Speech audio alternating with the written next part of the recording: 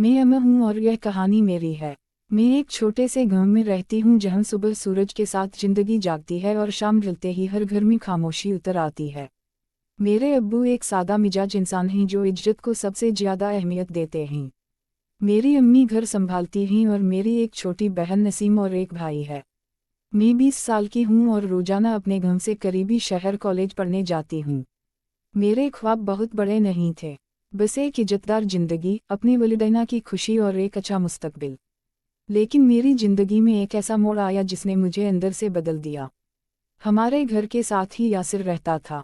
वो गांव का सबसे खूबसूरत और पुरकशिश लड़का समझा जाता था। शुरू में वह सिर्फ एक हमसाया था, लेकिन आहिस्ता आहिस्ता उसकी नज़रें, उसकी मुस्कुराहट और उसकी बातें मेरे दिल में जगह बनाने लगी। मैंने कभी सोचा भी नहीं था कि यह सब कुछ इस हद तक बढ़ जाएगा। पहली बार जब उसने मुझे खेतों में बुलाया तो मेरा दिल जोर जोर से धड़क रहा था।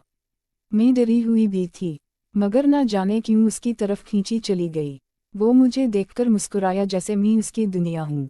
इसी दिन से हमारी खुफिया मुलाकातों का सिलसिला शुरू हो गया। हर रोज मैं किसी ना किसी बहाने से घर से निकलती और खेतों की तरफ चली जाती। वहीं हम मिलते, बातें करते, हंसते और मैं समझती थी कि यही मोहब्बत है। यासिर मुझे ख्वाब दिखाता था शादी के साथ रहने के, एक खूबसूरत जिंदगी के।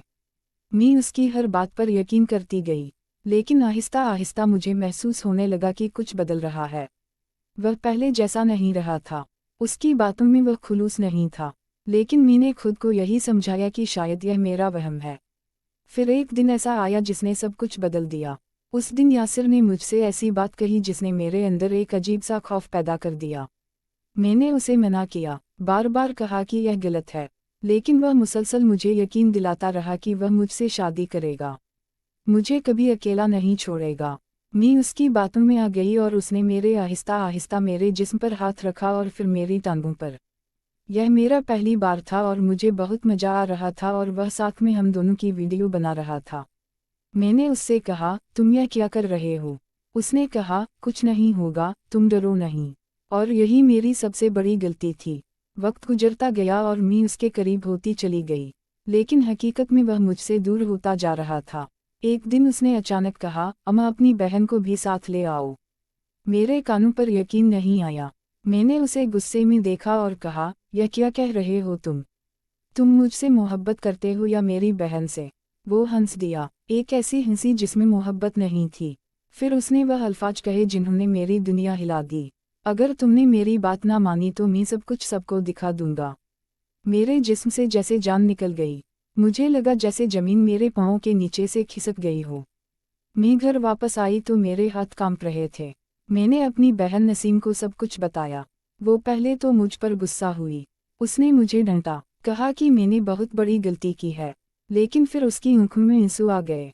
उसने मेरा हाथ पकड़ा और कहा, अप्पा डरने से मसला हल नहीं होगा, हमें इसका मुकाबला करना होगा। मैं डरी हुई थी बहुत ज्यादा। मुझे अपने अब्बू का चेहरा याद आ रहा था, उनकी इज्जत, उनका एतमाद, और मुझे लग रहा था कि मैंने सब कुछ खो दिया है। लेकिन नसीम मजबूत थी। आखिरकार हमने हिम्मत की और अपनी अम्मी को सब कुछ बता दिया। घर में जैसे तूफान आ गया। अम्मी रो रही थी, अब्बू खामोश बैठे थे और मेरा भाई गुस्से से कांप रहा था। काफी देर की खामोशी के बाद अब्बू ने कहा, सच छुपाने से इज्जत नहीं बचती बल्कि और खराब होती है। इसी दिन उन्होंने फैसला किया कि इस मामले को खत्म करना होगा। अगले दिन वह यासिर के घर गए और गांव के चंद मईस लोगों को भी बुलाया गया। जब सच सामने आया तो सब हैरान रह गए।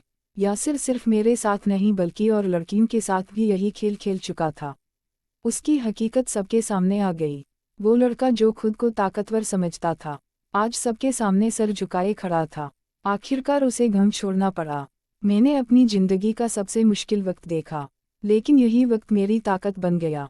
मैंने दोबारा अपनी पढ़ाई पर तवज्जो दी, खुद को संभाला और आहिस्ता आहिस्ता एक मजबूत इंसान बन गई। आज भी जब मैं आईने में खुद को देखती हूँ तो मुझे अपनी वही पुरानी मासूमियत नज़र नहीं आती, लेकिन एक नई चीज़ जरूर नज़र आती है। मोहब्बत के नाम पर अंधा यकीन सबसे बड़ी गलती हो सकती है। जो शख्स आपको छुपकर मिलने पर मजबूर करे वह कभी आपको दुनिया के सामने इज्जत नहीं देगा। और सबसे अहम बात, खौफ के बजाय सच का साथ दें, क्योंकि सच हमेशा जीतता है।